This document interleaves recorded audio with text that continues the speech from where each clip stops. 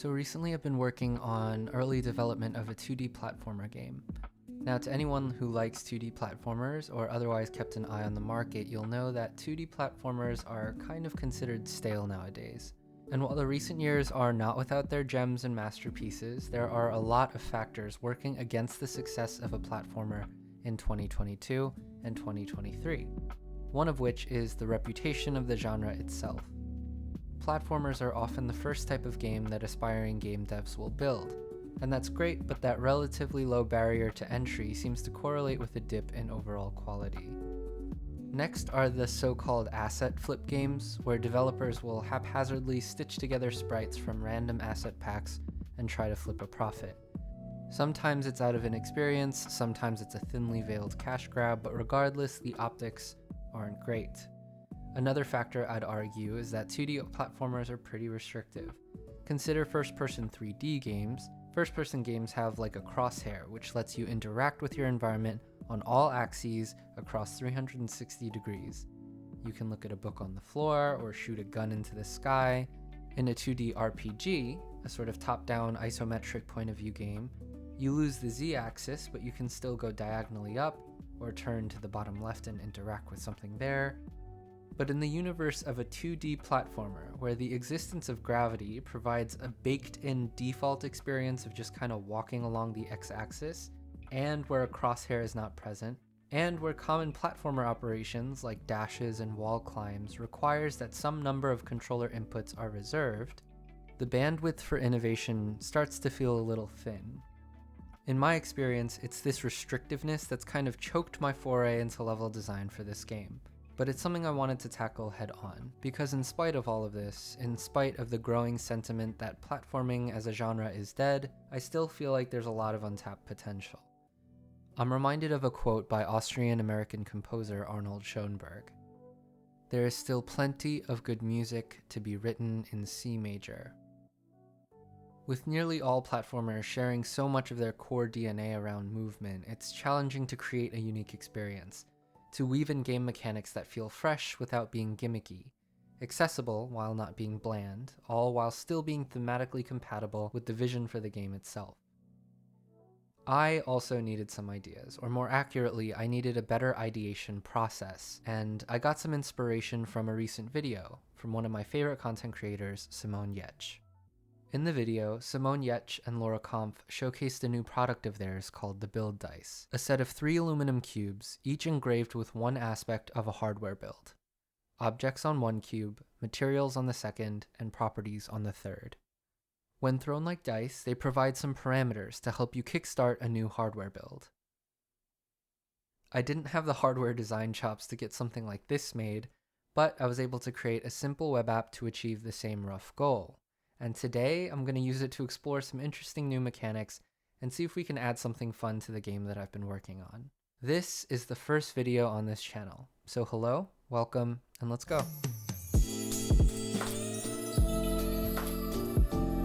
So while doing research, I noticed that a lot of unique game mechanics can be shoehorned to fit this phrase.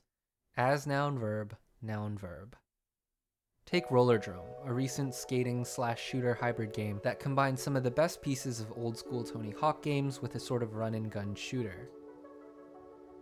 In Rollerdrome, your ammo doesn't replenish with a simple ammo pickup or just by pressing R. Rather, you're expected to perform tricks to earn back every bullet or shell. So to revisit the phrase, as the player performs tricks, the ammo replenishes.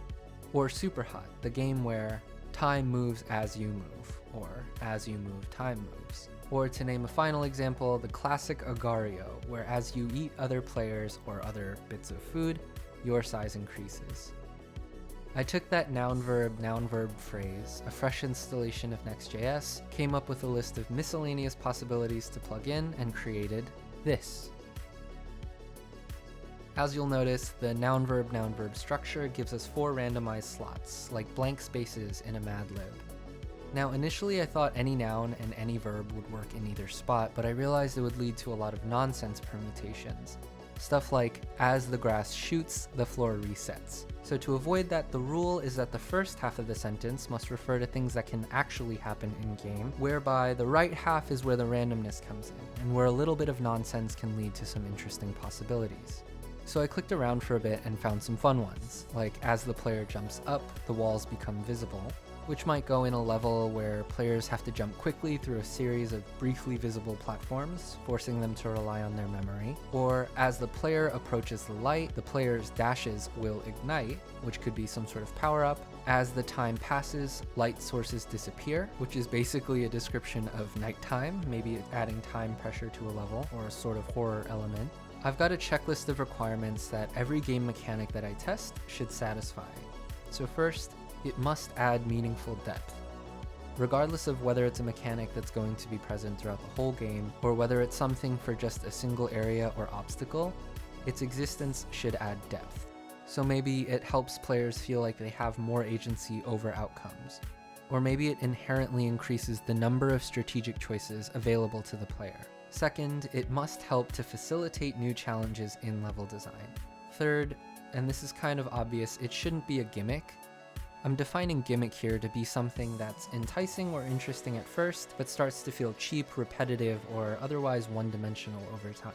Next, it must be something you can understand within 3 seconds.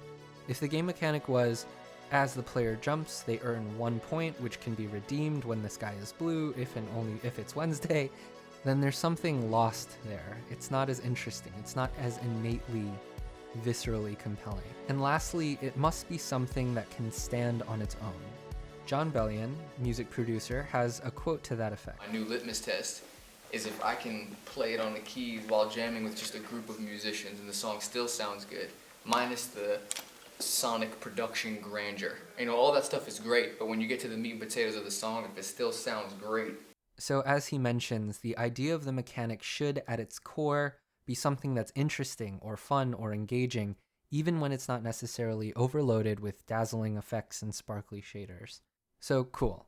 Now let's take an actual look at some of the permutations that came up when I ran this generator. First is, as time passes, all friction doubles. Next, as the player's gun fires, the time scale halves. Next, as the player's gun fires, enemies start to defy gravity. And lastly, as the player approaches light, light sources become deadly. I made sort of a sandbox level that I can use to implement some of this stuff, so let's give it a shot. This first one was simple. I just added a timer, and every few seconds I just doubled the friction. This was super uninteresting and boring. There's not much to do here. I don't think this is gonna work. The next one was also pretty simple to implement. There's already a shoot function that exists, so I was able to just update it to change the engine's internal timescale with a timer that re-enables it after a few seconds. This one was pretty cool. Unintentionally, this has kind of a Matrix-style bullet time effect. I'm not exactly sure if the game's gonna even have a gun, but it's simple and impactful and easy to reverse, so I'll leave it in for now. For the next one, it was a little bit harder. Enemies were updated so that each enemy keeps track of whether or not it should be affected by gravity. Like before, there's already a function that detects when an enemy is hit by bullets. So in that function, we just had to toggle gravity on or off. Again, with a timer to re-enable it after a set time. Looking at it, zero gravity looks kind of silly, but this seems like a good start to implementing some sort of a knockback system, which is something I might keep. This was the hardest to implement, but also the most interesting. I didn't perform the prompt exactly, instead just making all light sources deadly all the time, but I think it achieved the same effect. A ray is cast from every nearby light source to the player, and when the ray successfully collides with the player without being stopped by a wall, a death is triggered. I see a lot of potential for this mechanic, and I think it checks all the boxes. It definitely adds depth, and makes for an interesting way to create safe zones in a level. We can also flicker a light or have a moving platform to play with the shadows. To me, it doesn't feel gimmicky or flat either. One of the intended levels for the game is a sort of infiltration type level. So if we reinterpret the light as being a camera's field of view, where when you're seen by the camera, the endgame triggers, that could also definitely work thematically, so I think that's another check. As for whether it's something you can understand within 3 seconds, I think it is. Light is death, simple enough. And as for the last piece, about the mechanic being able to stand on its own, I'd also lean towards a yes. This game mechanic doesn't require a ton of effects to work on a fundamental level. It's intuitive and leans a lot on our already existing notions of how light and shadow works. Some of these are a bit wacky still, but I think they each kind of offer a glimpse into how random mechanics when added can lead to compelling visuals or different safe zones and different feelings of oppressiveness versus openness in a level. So I think that's about as far as I'll get today. As they say, execution matters far more than the idea, and properly implementing these things is beyond the scope of what I can do right now. So I'm definitely gonna go grab a coffee, but before I do, just a note. While some of the mechanics that came up were fun or silly, some of the ones were also something categorically closer to profound. One of the generated mechanics was, as the player's gun fires, the light in the world is halved. And in the context of everything going on, it just kind of hit home. You know, today I worked on some of the simpler mechanics that came up, some of the more feasible, down-to-earth ones, but it's a sobering reminder of the kinds of direct and compelling statements that could possibly be made in this medium. For me, while there's absolutely a place for games whose sole goal is to just be fun and maybe distract you from reality, I think back on some of the most memorable games I've played and the lessons they helped me learn, and can't help but to aspire to attempt to weave some of that insight into this project as well. So with that, if you wanted to try out the tool, it's free and available to try out online. The link is in the description. Hope you enjoyed the video, and thanks for watching. Hey, so this channel is going to be a dumping ground of stuff that I've been wanting to do for years now, but never really got around to doing. Stuff relating to game dev like today's video, but also random stuff like trying to take 50,000 steps in a day, building an app for a cool LED display product called the Tidbit, 3D printing stuff, video essays about software engineering, folding 1,000 paper cranes, and hopefully a lot more. So if you're interested in any of that, please hit subscribe.